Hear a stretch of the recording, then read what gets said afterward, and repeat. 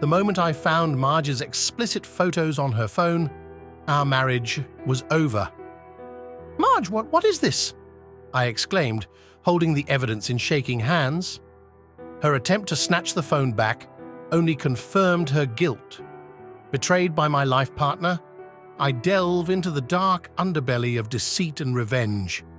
Witness my transformation from a loving husband to a man scorned. This is my story. Enjoy watching it. It was Wednesday evening and something felt off as I returned home early from work. I heard my wife, Marge, moving upstairs, so I went to say hello. As I neared our bedroom, I heard her chatting on the phone. Her words caught me by surprise. "Yeah, honey, today was great. I really enjoyed it." I paused. Since when did she enjoy her job that much? Peeking through our slightly open bedroom door, I saw her changing and chatting away. She hung up saying, "I need to go. He might be home soon. We'll talk tomorrow. Bye, handsome." She tossed her clothes into the laundry basket and headed for the shower. A chill ran down my spine when I noticed a bruise on her chest in the mirror's reflection. It was definitely new to me. She muttered something about needing to cover it up as she walked into the bathroom. I stood there, heartbroken. "My name is David Atkinson. Marge and I have been married for 23 years, and we have 2 kids, Julia, 19, and Tom, 18. Marge works part-time at an Air National Guard base, and I'm a chemical engineer. Until that moment, I thought we had a perfect life." Trying to calm down, I checked Marge's phone and found it locked with a password, something new for us. I smelled her blouse, detecting a strange scent. I collected some of her clothes in a bag as evidence and set up a camera in our bedroom. I also tried to check her laptop, but it was password protected too. Feeling overwhelmed and needing solid proof before confronting her, I left the house. I called to say I'd be working late and then drove to a nearby bar to think things over. There, I met Mary, the new bartender. We chatted for a while and she was easy to talk to. I returned home late and Marge was already in bed. I apologized for waking her and mentioned how tired I was. I set up the camera footage on the laptop, noting how our intimate moments had reduced significantly over the months. The next day, I decided to take the morning off to think and called my friend George for advice. He had been through a similar situation and worked at the base, so I knew he could help. I wasn't feeling great, so I called my friend George for help. "I think Marge is cheating on me," I told him. George sounded concerned and offered to help. He asked me to come over right away, and I agreed. When I got to George's place, we sat down and talked about my suspicions. After an hour, I left with a plan and some digital audio recorders that George had used before. I got home and found Marge was out. I put recorders around the house and one in her car. It felt a bit cold inside, so I checked and saw the thermostat was turned down. Curious, I started looking through her closet and found some new, bold clothes and worn-out underwear, some even torn. It was upsetting, and I just stared for a while. Later, I left for work and left Marge a voicemail that I'd be late. That night, I set up another recorder in her car and went to bed after Marge. I checked the recordings the next day, but found nothing unusual. Over the weekend, I made breakfast for the kids while Marge slept in. On Sunday, after they watched TV, I cleaned up and secretly disconnected the Wi-Fi. When Marge couldn't connect to the internet, I pretended to help, but used the chance to install a program on her laptop to track her activity. I told her to run a disk cleanup program later, which would also give me time to gather data from the tracking program. She thanked me with a hug and asked how she could repay me. I joked about her washing my car, which seemed to surprise her. I left to continue yard work, trying to act normal until I had real evidence. That evening, we watched movies as a family. I took one of Marge's pills, hoping to fall asleep quickly because I was too tired for anything else. I told Marge I was going to bed early, and she seemed disappointed. The next morning, I woke up early to avoid any awkward situations and started checking the data from her laptop. I added a password to my computer and began reading her emails. I found some from a man named Will Perez. They were mostly about work, but one caught my eye with a flirty tone. I needed to find out more about him.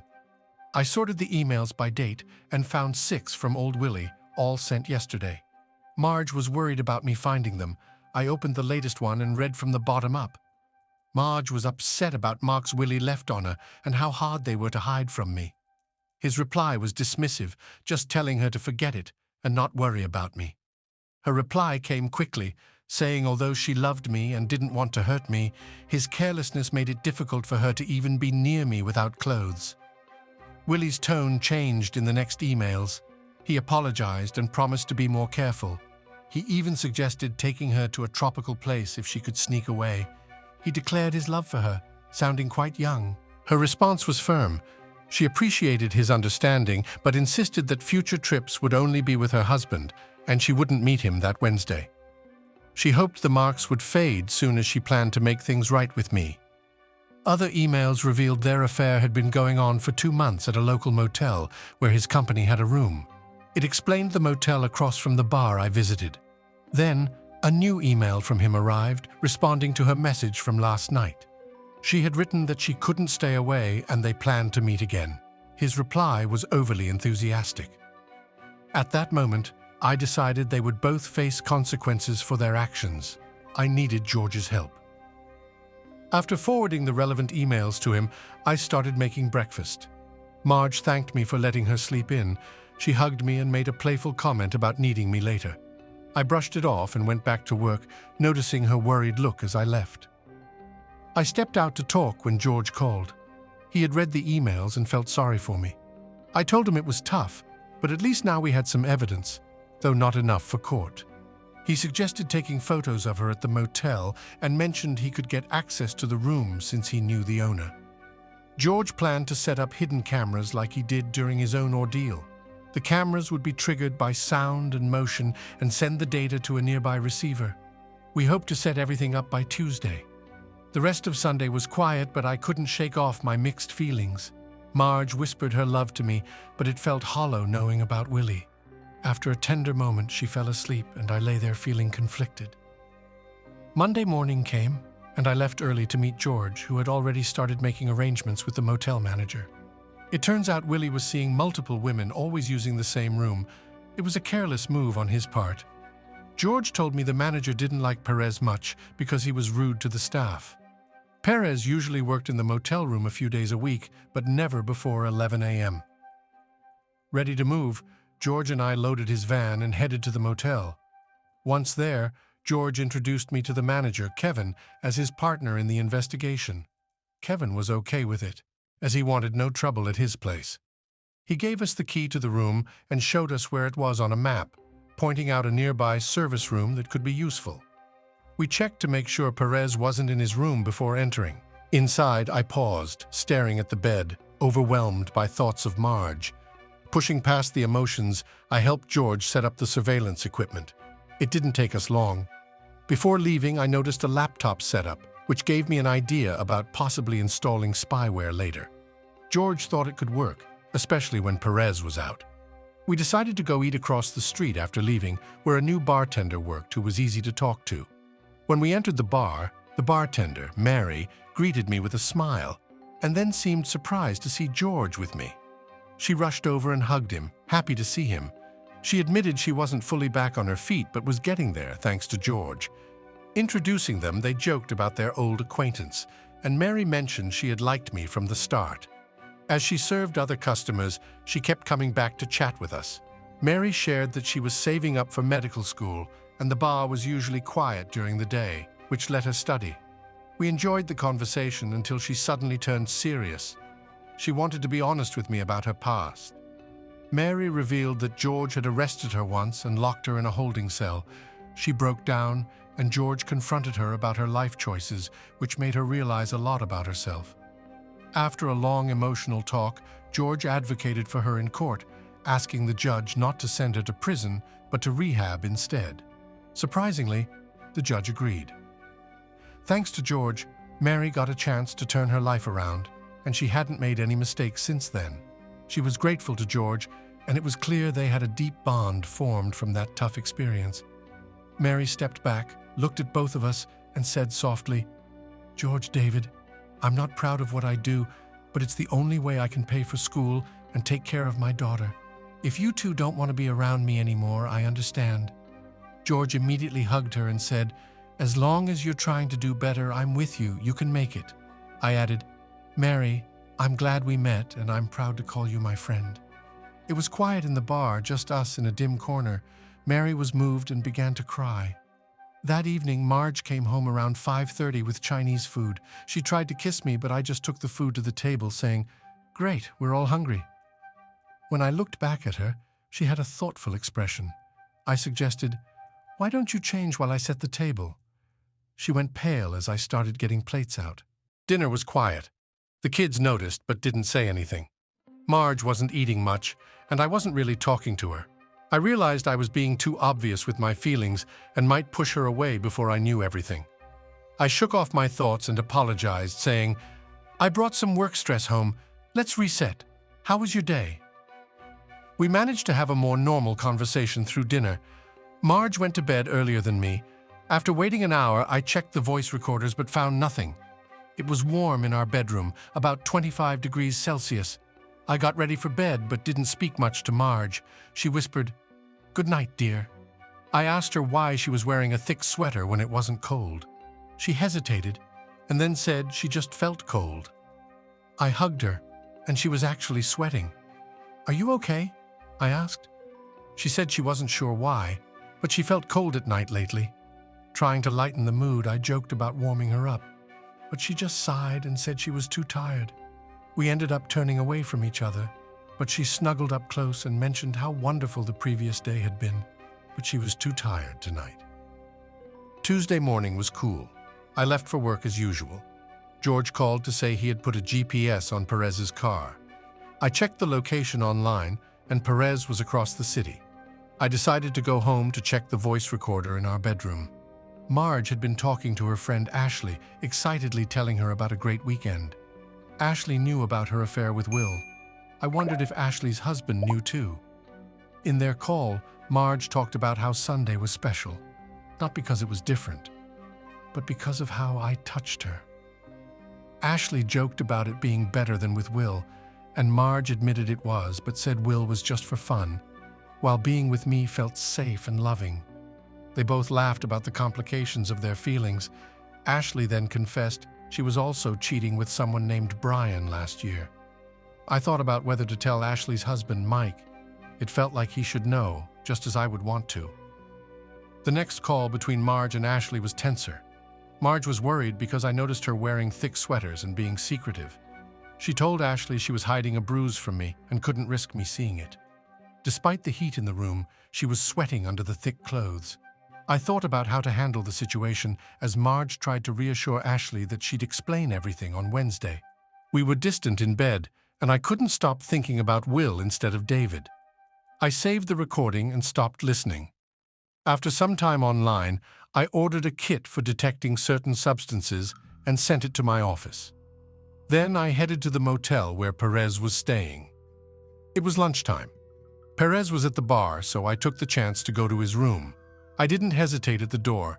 I used my key and walked straight in.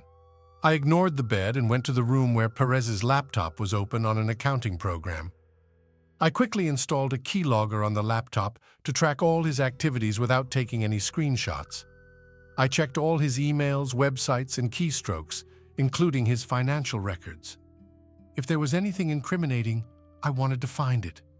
I made sure I could access his laptop remotely, then covered my tracks by closing all unnecessary programs and returning to the accounting screen. Back at the office, I worked for a few hours before heading home in a good mood, ready to spend time with Marge and the kids. Marge looked relieved when I walked in, acting normally.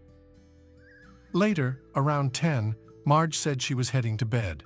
I stayed up to sort through the massive amount of data from various devices and accounts, but that was a task for another day. I checked the car camera's data before joining Marge in bed, keeping my distance as I fell asleep. The next morning, Marge was already up and dressed for work, which was unusual. She cheerfully said I was just in time for breakfast, but I was barely awake and just muttered a response. I noticed her worried glances as she served breakfast. Normally I would help, but today I kept my distance. After breakfast, as I was leaving, Marge asked if something was wrong. I hugged her and said I loved her and hoped she felt the same about me. Her reaction was emotional, and she promised a special night. I left abruptly and went to the motel to download more data. Back home, I was lost in thought about how to handle the day, knowing Marge's betrayal. It was hard to think about being normal around her. I started examining the data I had collected.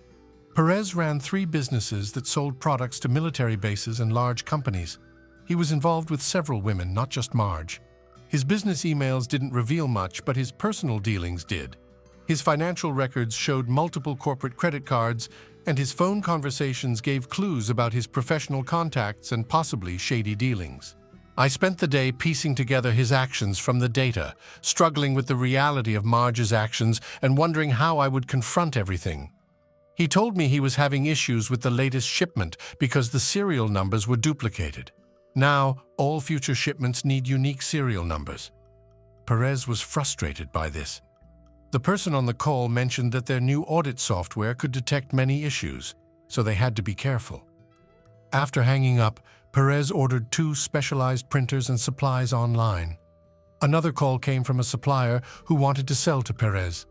After some hesitation, Perez explained that becoming a qualified supplier took a long time, but offered to help for a price. The chief purchasing officer at the base is the one who approves suppliers, and he listens to his purchasing agent. I can get the agent to help you, but it'll cost you $5,000 in cash. In return, you'll be able to sell $100,000 worth of goods to the base and mark up your price by 2%. Future orders will cost less, Perez said. The supplier was relieved and asked how to give him the money. Perez promised to arrange a meeting soon. Another call was from someone in the purchasing department at the base where Marge worked, discussing the bids from various contractors. There were also calls from his mistresses, including one from Marge, which I had heard before from the car's dashcam. Taking a break, I organized the information by creating folders for various types of data on my flash drive and backed everything up. It was time to call Marge. He sympathized with me and mentioned that although he couldn't use my evidence in court, it would aid his ongoing investigation about missing inventory at the base. He suggested meeting at his house to avoid attracting attention and offered dinner and drinks. We ended the call with a plan for me to drive over. This would give me an excuse to be out late, avoiding Marge until she was asleep. Later, as I was about to leave to meet Marge, the reality hit me that Marge would soon be with him. I called her, but it went to voicemail. I left a message saying I'd be at George's and would return late. Then I returned to reviewing video files, discovering more of Perez's inappropriate actions. After backing up the data, George picked me up, and we spent a couple of hours discussing my findings before heading to a bar. I don't remember much after leaving the bar late. The next morning, I found a note from Marge scolding me for not setting my alarm. I called in sick to work and drove to the motel to collect more video data, dreading what I might see. On my way back, George called to update me that the bribery investigation was advancing. The man who took the $5,000 bribe had agreed to cooperate, and military police were planning to search Perez's properties. George emphasized ensuring no trace of my keyloggers was left on Perez's systems. George also mentioned that because the leak came from the purchasing department where Marge worked, she was now considered a person of interest. This surprised me as much as her infidelity had. I continued reviewing the collected data and forwarded suspicious emails to George. I also noted times when Perez was likely distracted, useful for monitoring his computer activities discreetly. I couldn't delay watching the video of Marge any longer. I fast-forwarded until my wife walked into the room, and they embraced and kissed passionately. They didn't talk much as they got undressed and lay on the bed. Thursday evening was quiet at home. The kids were out. Marge and I didn't talk much. After everyone went to bed, I replaced the data recorder in her car and copied it. Curious, I checked the recorder. I knew Marge would have called Ashley on her way to work because I was at home hungover, and she wouldn't use the house phone with the kids possibly around. Sure enough, Ashley had called asking about her day. Marge mentioned Will was fine but a bit rough, despite her asking him to be gentler. Then Ashley asked about me. Marge said I had gone out, came home late, and just fell into bed without a word. She felt frustrated and angry lying awake next to me while I snored. In the morning, she left a sarcastic note about the alarm and left early. Ashley remarked that sometimes people go out and get drunk at bad times. Marge hinted she had tried to initiate intimacy the night before, but I was too distant. "Do you think he suspects anything?" Ashley asked. Marge doubted it, attributing my behavior to frustration over our infrequent intimacy, thinking maybe I was trying to get back at her. I saved their conversation, relieved by how angry Marge seemed. That night she tried to be close, but I didn't respond. I went to bed late, and she was already asleep. I started early on Friday, picked up the test kit, and stopped at a motel to collect more videos. I had a drink at the bar while waiting for the data. When I got home, I started transferring files and then used the test kit, which confirmed my suspicions, though it didn't change anything. I watched new videos, one showing Mary going into a room, accepting money, and then leaving shortly after. Marge had called her earlier to come over. The latest video showed Marge entering a room, greeting someone warmly, and then leaving unexpectedly. I saved these for George. I called George to meet urgently. We decided on his office as Marge would be home soon. I handed him the drive at his office door, apologizing for what he'd have to see, then waited in my car. Almost an hour later, George joined me in the car looking serious. He needed to speak to Mary. At the bar, although off-duty, Mary greeted us. After some drinks, she admitted to contracting an STD, which meant she couldn't work or attend nursing school as planned. George and I reassured her. "You talked about being a nurse since the day in your cell," George reminded her, "and we won't let you give up." Mary was touched but reluctant to accept help, feeling it would exploit our friendship. We insisted, asserting she couldn't stop our support. Laughing, I brought up potential job openings at the base, but Mary quickly became serious again. She revealed watching Will Perez from the bar and hoped for his arrest soon.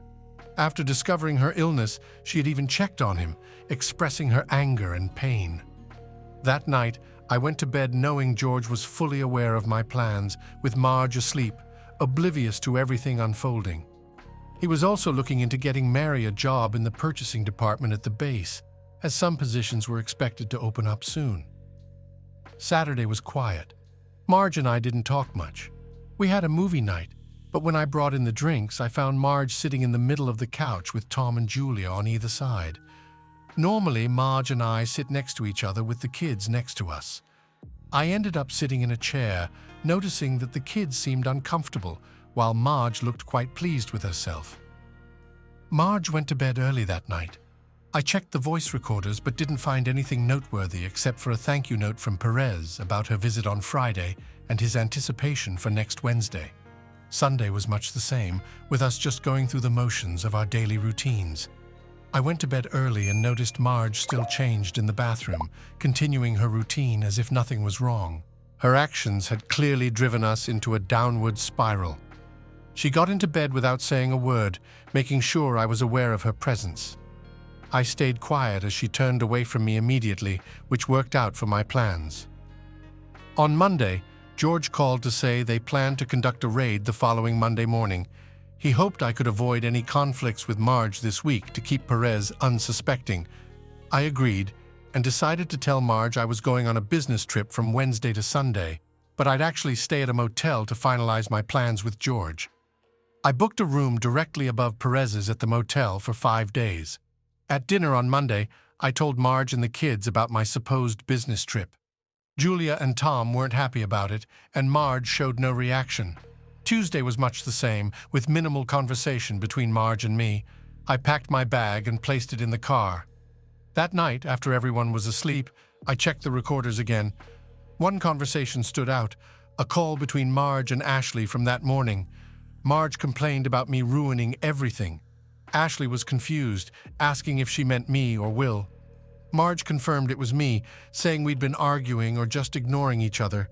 She was upset about my business trip announcement and felt like I was neglecting her. She expressed frustration that if I weren't so difficult, she could impress me with her abilities. I saved the conversation, reflecting on how she blamed me for her actions. I left for work early on Wednesday and checked into the motel around noon. I set up the video receiver and laptops in my room to monitor everything. At 1 p.m., I watched from the window as Marge drove up and entered his room, laptop in hand. I watched them greet each other warmly, then get to work on their laptops. After about 10 minutes, their meeting turned intimate. I turned down the volume and logged into Perez's computer and then Marge's, monitoring their actions discreetly. They were together passionately for almost 2 hours before falling asleep. They woke up around 5 p.m. Marge woke him up, reminding him of the time. He realized he needed to leave for a dinner promise to his wife. Their conversation turned to jealousy and assurances of affection, yet acknowledging their other commitments. After they dressed, he affectionately said goodbye, and she left. From the window, I watched her walk away, exhausted from the day's events. Over the next few days, I balanced work with monitoring the situation. Marge called him on Thursday to end things, but they agreed to talk again soon.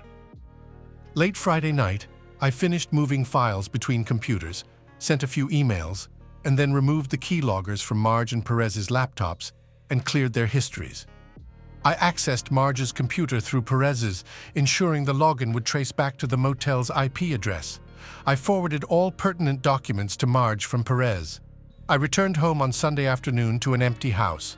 I collected and cleaned 4 voice recorders without listening to them. George could take them along with the one from her car.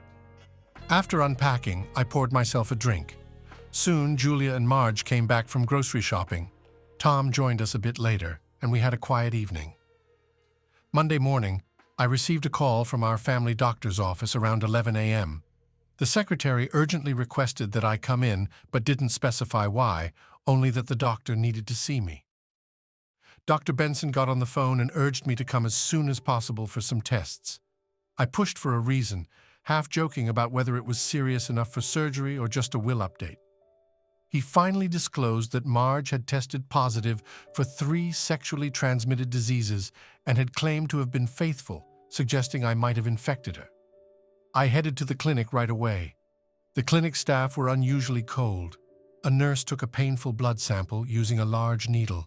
An hour later, Dr. Benson entered with a puzzled look and revealed that I did not have any sexually transmitted diseases.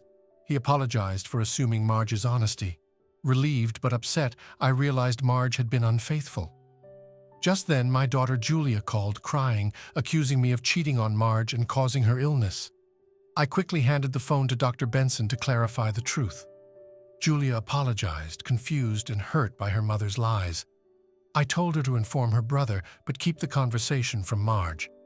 As I was leaving, the receptionist discreetly handed me not only my test results, but also copies of Marge's, implying she should have been more careful about whom she trusted. When I got home, I found Marge's parents had joined the unfolding drama.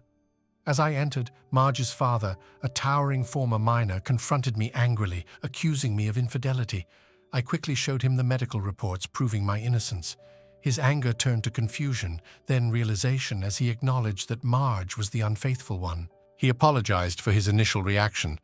I acknowledged his apology but made it clear that any further discussion would be on my terms, emphasizing that Marge had inappropriately involved our children and her parents in our personal issues.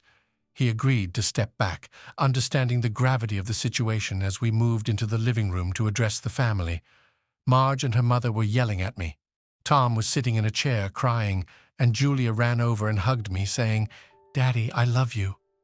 Tom joined in, and soon I was wrapped in a hug from both my kids, even as my mother-in-law shouted at me and Marge wept on the couch. Julia noticed the papers in my hand and asked if they were proof. I nodded. She read the medical reports, showed Tom the key parts, and they both hugged me even tighter. Marge's mother shouted, questioning how they could hug me, calling me a traitor who had caused Marge's illness. Julia, holding the reports, walked over to her grandmother and then her mother, showing them the proof that I wasn't the one who was unfaithful. Marge, realizing she was exposed, lashed out to slap Julia, who quickly blocked the hit. Julia firmly told her never to try hitting her again, accusing her of trying to turn her and her brother against me. Marge denied everything, claiming I must have infected her weeks ago, even though we hadn't been close for a long time. She tried to convince everyone that I had been unfaithful, not her. The room was filled with confusion, and I saw Marge's father, a big and imposing man, looking like he wanted to confront me physically. I decided it was time to clear things up once and for all. I told Marge this was her last chance to be honest before I showed everyone the evidence. When she continued to deny everything, I connected my laptop to our home entertainment system to show everyone the truth.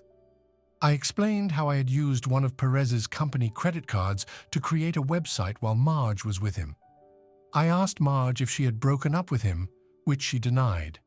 I then showed an email from Will Perez on the TV asking Marge if she recognized him. Her denial was weak. Ignoring suggestions to send the kids away, I opened the website, which announced itself as a place showcasing unfaithful women, narrated by a voice I had modified to sound like Perez. The site displayed photos of women, including Marge, claiming to offer secret recordings of their encounters. As Marge's photo appeared, a description popped up, and it was clear to everyone that she had been caught. The room fell silent as the reality set in for Marge, and she looked devastated by the exposure. Marge's reaction was immediate when she saw the screen. She clearly recognized the setting and her poses. She began to cry, and her mother quickly embraced her. Her father looked shocked, and our kids were visibly upset. I stepped away from the computer, suggesting we had seen enough, but Julia disagreed, insisting on seeing more evidence to understand what was really happening. She took control of the mouse and clicked on a video. Tom stood by her, offering support. Julia reacted with disgust at what she saw. Marge was now crying in her mother's arms, while her father just held them both. After watching another video, I told Julia that was enough, but she was in tears as she and Tom came over to hug me again. The room was full of sorrow. Even Marge's parents were crying. Marge was inconsolable. I asked her why she was so upset, and all she could say through her tears was, "I don't know. I'm so sorry." I gave Tom the car keys, suggesting he and Julia take a break and go out for a while. They agreed to get some dinner and return later. After they left, I told Marge we needed to talk, asking her parents to stay as she might need their support. I went for a long walk to clear my head. When I returned, Marge and her parents were waiting in the kitchen. Marge stood up as I entered, and I suggested we all sit down to discuss another serious issue. I informed them that Perez had been arrested that day for his involvement in illegal activities through Marge's office. I explained that he had been blackmailing his suppliers and that 2 of Marge's colleagues had also been arrested. I then revealed that George had evidence suggesting Marge had leaked sensitive information to Perez. Marge was horrified, denying any wrongdoing. Her mother was skeptical of my accusations. Through her tears, Marge insisted she hadn't leaked any information, admitting instead to having an affair with Perez and trying to blame me for the diseases he had given her. She expressed remorse, not expecting forgiveness or to continue our relationship, acknowledging that if she had actually leaked information, she deserved punishment.